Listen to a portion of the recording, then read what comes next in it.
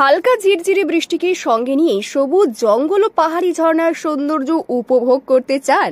এবারে স্বাধীনতার সপ্তাহে ছুটি কাটাতে পর্যটকদের সেরা ঠিকানা হয়ে উঠেছে জঙ্গলমহল।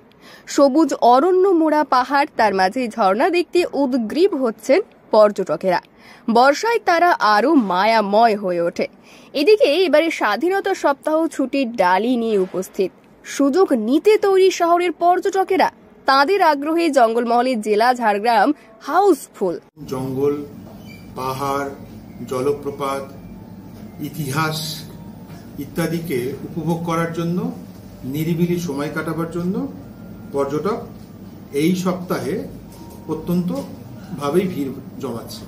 হোটেল, হোমস্টেগুলো আর নতুন কাউকে জায়গা দিতে পারছেন না, যার ফলে শুক্র থেকে রবিবার টানা 3 দিনের ছুটি। পর্যটকদের বেশি আগ্রহ বেলপাহাড়ির মনোরম পরিবেশ ও প্রকৃতি।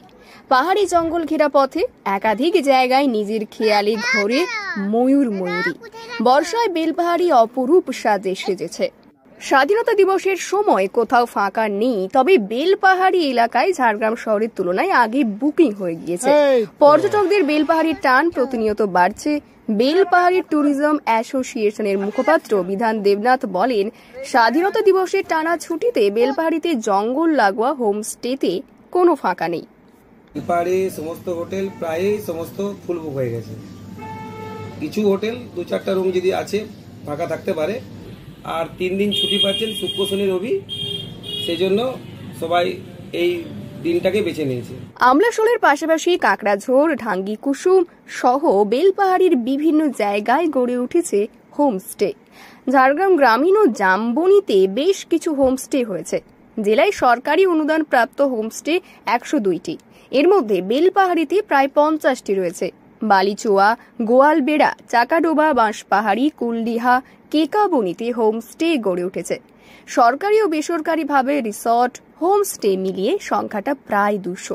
বেলপাহাড়ির একটি হোমস্টের কর্ণধার তাপস হালদার বলেন, মার্চ মাস থেকেই প্রতিনিয়ত স্বাধীনতা দিবসের সপ্তাহের বুকিং চেয়ে ফোন করছেন, কিন্তু থাকার জায়গা দেওয়া যাচ্ছে না। ঝাড়গ্রামের প্রতি এই আকর্ষণে জেলায় হোমস্টে ব্যবসা বাড়ছে। প্রশাসনের দাবি, হোমস্টে যে এলাকার অর্থনৈতিক ও সামাজিক পরিবেশ বদলে দিতে পারে তার প্রকৃষ্ট উদাহরণ হল আমলাশোল ও কাকড়াঝোড়।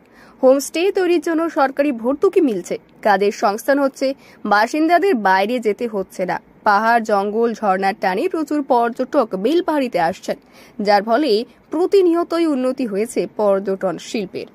ঝাড়গ্রাম থেকে তন্ময় নন্দীর রিপোর্ট, লোকাল 18 বাংলা।